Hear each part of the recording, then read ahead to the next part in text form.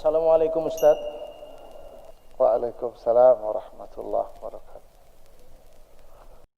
Ada 3 pertanyaan Ustaz yang kurang lebih hampir sama. Ini saya gabung aja. Bagaimana penerapan secara real Islam kafah di tengah pandemi? Atau apa usaha yang dilakukan supaya mencapai Islam secara kafah? Kenapa harus ikut dan contoh jalan salafus soleh? Barakallahu fikum. Iya jemaah. Kalau bicara bagaimana mempraktekkan, mengamalkan Islam kafah di masa pandemi, ya, di masa sekarang ini, kenapa kalau kita harus ikut jalannya salafus soleh? Tadi kita sampaikan bahwasanya Allah menurunkan petunjuk yang harus diikuti. Petunjuk itu diturunkan kepada Nabi Muhammad SAW. Dan Nabi SAW menyampaikan petunjuk ini kepada siapa? Kepada generasi terindah. Yang mereka bukan hanya dijadikan konsep Islam untuk mereka. Bukan hanya konsep yang tidak dipraktekkan. Bukan hanya wacana dan wawasan. Bukan. Tapi dipraktekkan oleh mereka. Sehingga kalau bicara bagaimana mempraktekkan Islam, ya udah ada contohnya gitu. Soalnya kalau hanya sekedar teori, kemudian kita mempraktekkannya sendiri, kadangkala ada persepsi yang berbeda di antara kita. Sehingga teori ini menurut anak kayak gini, menurut antum mungkin berbeda lagi. Makanya ternyata konsep itu sudah dipraktekkan, dibumikan. Islam itu udah pernah dibumikan dan sampai hari ini. Sehingga kita mengikuti mereka yang telah mempraktekkan Islam ini di bawah bimbingan, pengawasan, arahan, utusan Allah. Makanya kalau ada sahabat nggak benar, dikasih tahu, ditegur. Ada sahabat yang melakukan kebaikan, Nabi puji dia, bagus yang kayak gini nih, yang kayak gini bagus. Artinya Nabi ketika hidup memang memberikan peluang kepada para sahabat untuk mempraktekkan Islam ini. Beliau yang memberikan arahan, beliau yang membimbing. Kadang-kadang ada yang salah, maka nggak boleh, dilarang Nabi SAW. Contoh, di masa Nabi SAW, ada orang yang mau mempraktekkan Islam menurut logika dan perasaan dia. Datang mereka ke rumah Nabi SAW. Tanya sama istri-istri Nabi. Gimana sih ibadahnya Nabi SAW? Dia nih 3 orang datang benar-benar ingin kafah Islam. Sehingga dia tanya langsung. Gimana Nabi SAW ibadahnya? Jadi ceritakan. Nabi SAW di rumah itu. Ya malam beliau ngobrol sama istrinya. Tidur. Kemudian nanti malam bangun ya. Kemudian kalau siang harinya kadang-kala beliau puasa, kadang-kala nggak puasa. Dan beliau punya istri. Ini praktek Islam Nabi SAW. 3 orang ini, karena mereka memiliki semangat yang tinggi dalam beribadah. Mereka itu taqalluha. Dalam persepsi mereka, ibadah Nabi itu dikit. Nabi sibuk punya istri, ngurusin istrinya. Nabi juga masih tidur. Siang Nabi juga makan, nggak selalu puasa, kadang-kala beliau puasa, kadang-kala beliau berbuka. Akhirnya 3 orang ini mau mempraktekkan Islam menurut persepsi mereka. Beda-beda nih prakteknya 3 orang. Yang satu mengatakan, aku akan sholat malam terus, nggak akan tidur sudah. Malam sholat. Untuk mendekatkan diri kepada Allah SWT. Bukankah Islam mengajarkan kepada kita untuk sholat malam? Sholat yang terbaik setelah sholat fardu. Maka dia akan sholat malam. Bukankah Nabi yang nyuruh sholat malam? Ya. Tapi kan persepsi dia bagaimana mempraktekannya menurut perasaan dia. Yang kedua, aku akan puasa terus. Ini malamnya bangun, yang ini maunya siangnya dia puasa. Nggak ada berbuka. Kecuali di hari yang diharamkan berpuasa. Dia akan puasa terus sepanjang tahun. Orang yang ketiga, dia berpikir ingin mempraktekkan Islam menurut dia. Aku nggak akan menikah.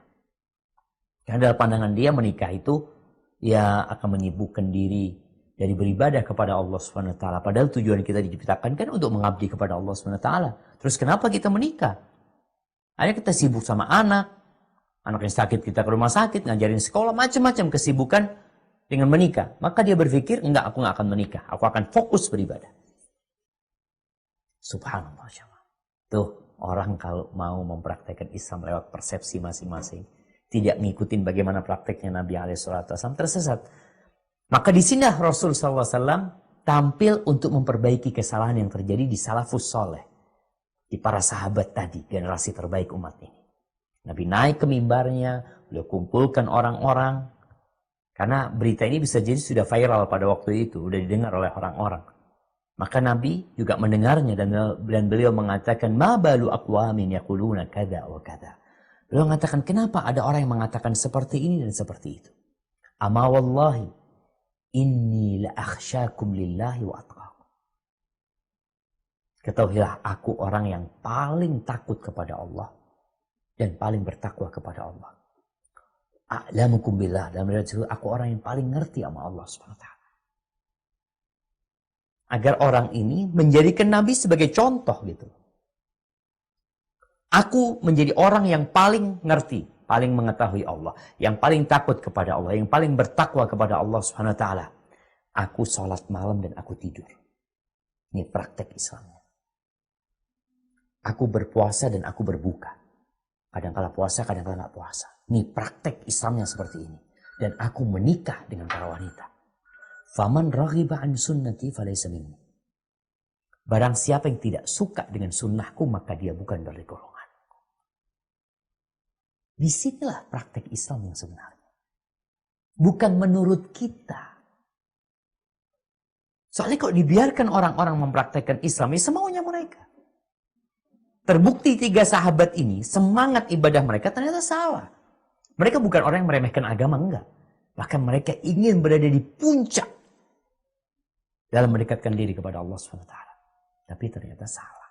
Maka harus kembali kepada praktek Nabi SAW, Islam ini, kepada para sahabatnya. Kemudian kalau mempraktekkan Islam di masa pandemi, ya sama lah jemaah. Kita pelajarin lagi ya, kondisinya bagaimana sekarang. Dan alhamdulillah mudah-mudahan pandemik ini udah segera berakhir ya. Kita secara, ada 2 hadis yang sering kita dengar Ustadz menyampaikan. Yang pertama hadis, firra minal majdumi firaraka minal asad. Hendaklah engkau lari, kabur dari orang yang terkena kusta seperti engkau kabur dari singa. Artinya kita perlu jaga diri. Adanya social distancing perlu kita lakukan. Agar kita tidak terkena penyakit tersebut. Tapi ternyata di hadis lain Rasul SAW mengatakan la adwa, nggak ada penyakit menular. Subhanallah. Gimana menggabungkannya? Agar kita kembali kepada Allah SWT. Artinya nggak ada penyakit itu menular sendiri. Penyakit itu menular karena Allah Azza wa Jalla. Sehingga yang perlu kita lakukan adalah takut kepada Allah, bukan hanya sebabnya yang kita jalanin. Kita nggak takut sama Allah Azza wa Jalla. Kita lihat terbukti ada satu orang terkena COVID-19. Satu keluarga dites, nggak ada yang terkena. Satu keluarga. Istrinya nggak positif. Anaknya nggak positif. Dia doang yang positif. Supaya kita tahu. Yang menularkan itu penyakit adalah Rabbul Alamin. Allah Azza wa Jalla. Sehingga ketika dikatakan nggak ada penyakit menular, artinya yang dia berpindah dengan sendirinya tanpa izin Allah Azza wa Jalla. Bumi ini milik Allah. Lahu mulkus samawati wal ardh. Sehingga kita jangan terlalu paranoid, ketakutan dengan yang urusan sebab, lupa kepada Allah Azza wa Jalla. Sehingga selain kita jaga jarak dengan penyakit tersebut, kita juga jaga jarak dari dosa. Yang dosa ini menyebabkan murka Allah Azza wa Jalla dan Allah tidak menjaga kita. Jagalah Allah, Allah akan menjagamu. Ketika keluar rumah, bacalah doa. Ketika mau tidur, bacalah doa. Ketika mau makan, bacalah doa. Gantung hatimu bersama Rabbul Alamin. Jangan cuma sibuk dengan yang urusan, ya kita cari vaksinnya umpamanya COVID-19 ini. Jangan lupa, penyakit ini bisa berakhir Allah kasih penyakit yang lain. Karena sejatinya bumi ini milik Allah Azza wa Jalla. Maka dalam kondisi seperti ini, Islam mengajarkan tadi. Lari dari orangnya. Kusta seperti kita lari dari singa. Tapi sisi lain, penyakit menular itu terjadi karena Allah yang menularkannya. Karena Allah tidak ingin menularkannya. tidak akan tertular hal tersebut. Sehingga kita bergantung sama Allah dan menjalani sebab-sebab yang Allah perintahkan. Hada wallahu a'lam bishawab. Assalamualaikum. Waalaikumsalam warahmatullahi wabarakatuh. Ahlan wa sahlan. Halo Ustadz, tanya Ustadz lebih mudah.